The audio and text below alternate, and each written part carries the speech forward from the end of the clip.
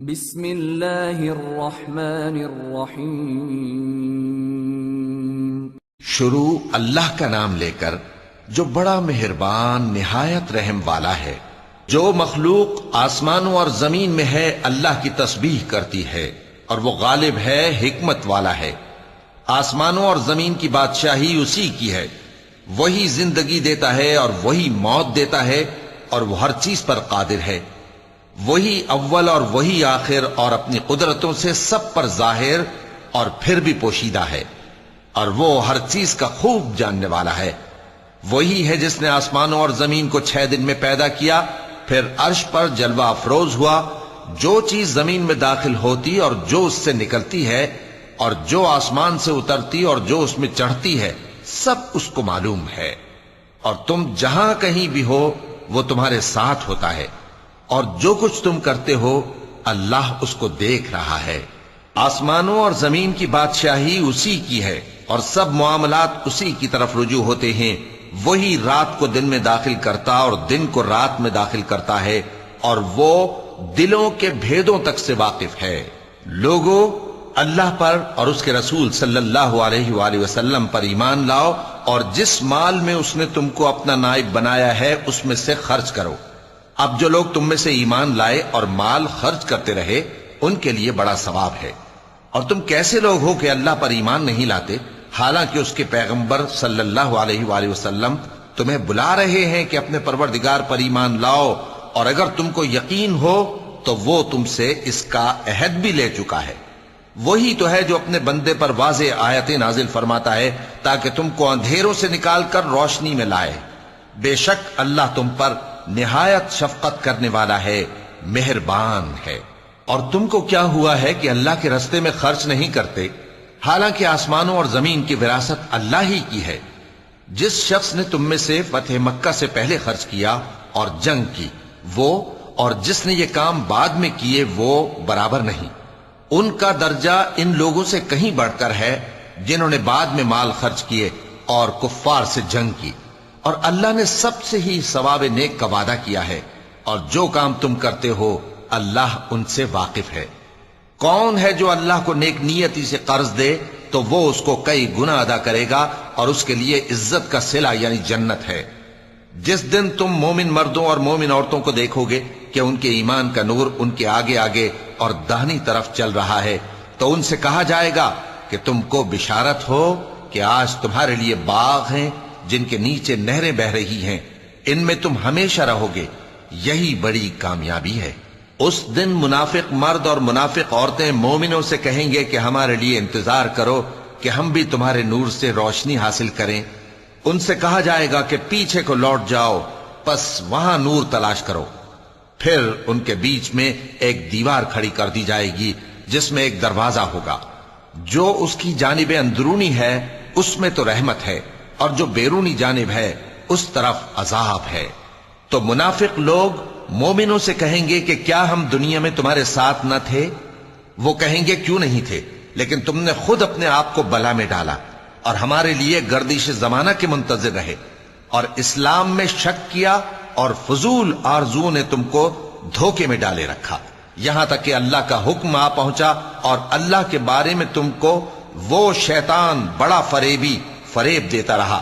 تو آج تم سے کوئی معاوضہ نہیں لیا جائے گا، اور نہ کافروں ہی سے قبول کیا جائے گا۔ تم سب کا ٹھکانہ دوزخ ہے کہ وہی تمہارے لائق ہے، اور وہ بری جگہ ہے۔ کیا ابھی تک مومنوں کے لیے اس کا وقت نہیں آیا کہ اللہ کی یاد کرنے کے وقت اور قرآن جو حق کی طرف سے نازل ہوا ہے اس کے سننے کے وقت ان کے دل نرم ہو جائیں، اور وہ ان لوگوں کی طرح نہ ہو جائیں جن کو ان سے پہلے کتابیں دی گئی تھیں، پھر ان پر طویل عرصہ گزر گیا تو ان کے دل سخت ہو گئے، اور ان میں سے اکثر نافرمان ہیں۔ جان رکھو کہ اللہ ہی زمین کو اس کے مرنے کے بعد زندہ کرتا ہے۔ ہم نے اپنی نشانیاں تم سے کھول کھول کر بیان کر دی ہیں تاکہ تم سمجھو۔ جو لوگ خیرات کرنے والے ہیں، مرد بھی اور عورتیں بھی، اور اللہ کو نیک نیتی سے قرض دیتے ہیں، ان کو کئی گنا ادا کیا جائے گا، اور ان کے لیے عزت کا صلہ ہے۔ اور جو لوگ اللہ اور اس کے پیغمبروں پر ایمان لائے، یہی اپنے پروردگار کے نزدیک صدیق اور شہید ہیں۔ ان کے لیے ان کے اعمال کا صلہ ہوگا، اور ان کے ایمان کی روشنی بھی ہوگی۔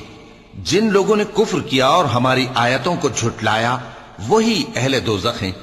جان رکھو کہ دنیا کی زندگی محض کھیل اور تماشا اور زینت و آرائش اور تمہارے آپس میں فخر و ستائش اور مال و اولاد کی ایک دوسرے سے زیادہ طلب و خواہش ہے۔